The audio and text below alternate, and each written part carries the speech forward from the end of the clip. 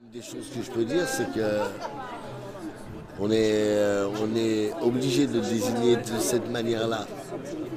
En tout cas pour ceux qui décident de les désigner de cette manière-là. C'est une manière de dire aux gens c'est dangereux. C'est des zones de non-droit. C'est des zones où on ne peut pas circuler. Où et souvent quand on en parle, c'est en termes péjoratifs. Alors, on n'essaye pas de calculer réellement la vie des gens dans ces quartiers-là. Le fait que les gens quand même ils vivent en collectivité de manière très permanente. Ils habitent des bâtiments. C'est pas une famille qui habite un bâtiment. C'est des familles. Hein, avec tous les problèmes qu'il peut y avoir. Et il y en a.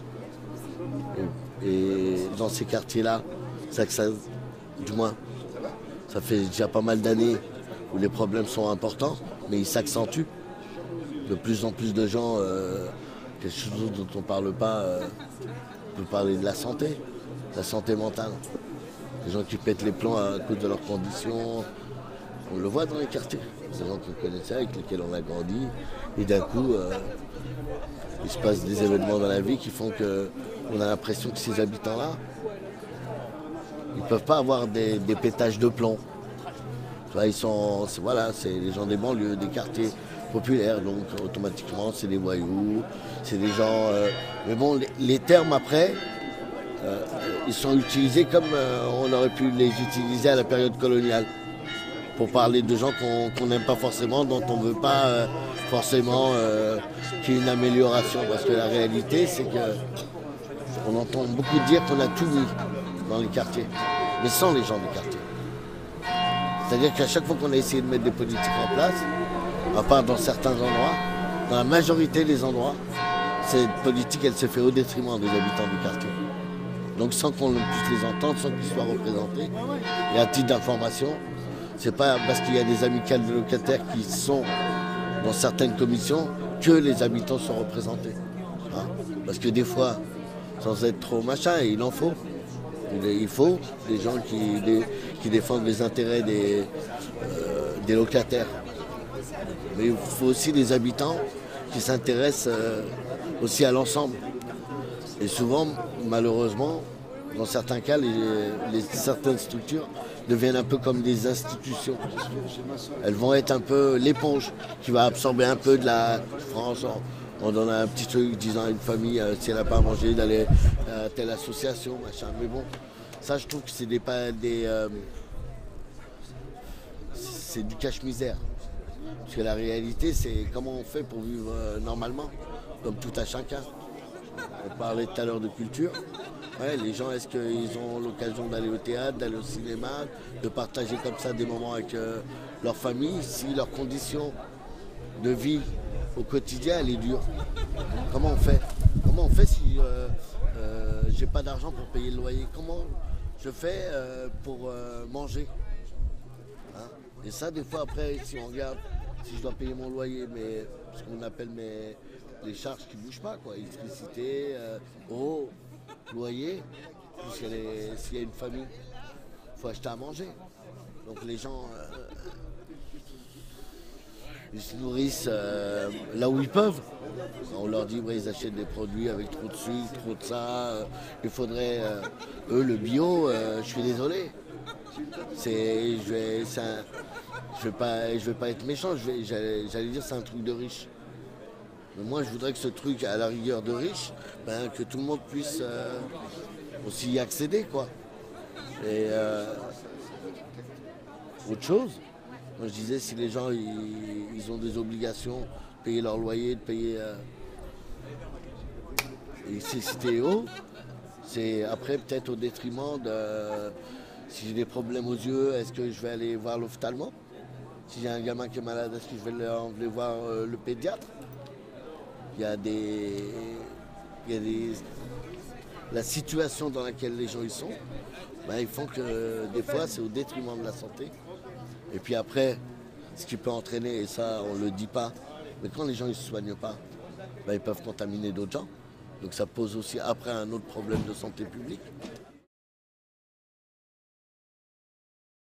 Il faut que les gens s'intéressent à ce qui se passe, que dans ces quartiers-là, le vote soit beaucoup plus important.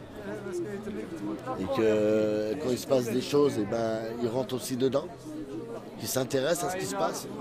C'est à la rigueur leur dire que c'est ça, ou avoir demain des quartiers, par exemple, si on prend dans certaines zones, là où le tramway arrive, où le métro arrive, des fois il y a des cités. Alors après, au bout d'un moment, ces cités-là, elles finissent par gêner, on va les laisser se délabrer. Hein, on va les laisser s'abîmer, plus d'entretien, plus rien. Donc indirectement, les familles vont se retrouver dans des conditions de vie lamentables. Donc et le bâti est en train de se délabrer.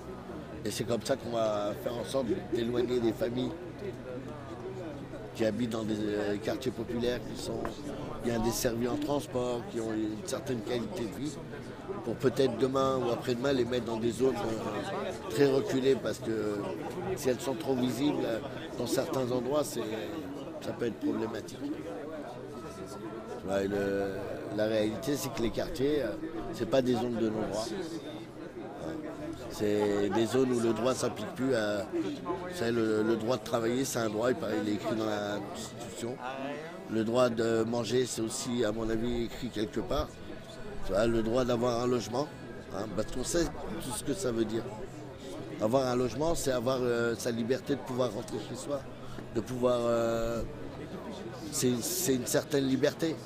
Tu vois. Et là, toutes ces années, on voit que ça s'accentue de plus en plus, des gens à la rue, des gens qui dorment à la rue. Pendant des jours, on les voit, on passe devant, on repasse, on surpasse, on les voit, ils sont encore là, tout. Au bout d'un moment, on finit par absorber tout, quoi. On ne réagit plus à rien, quoi.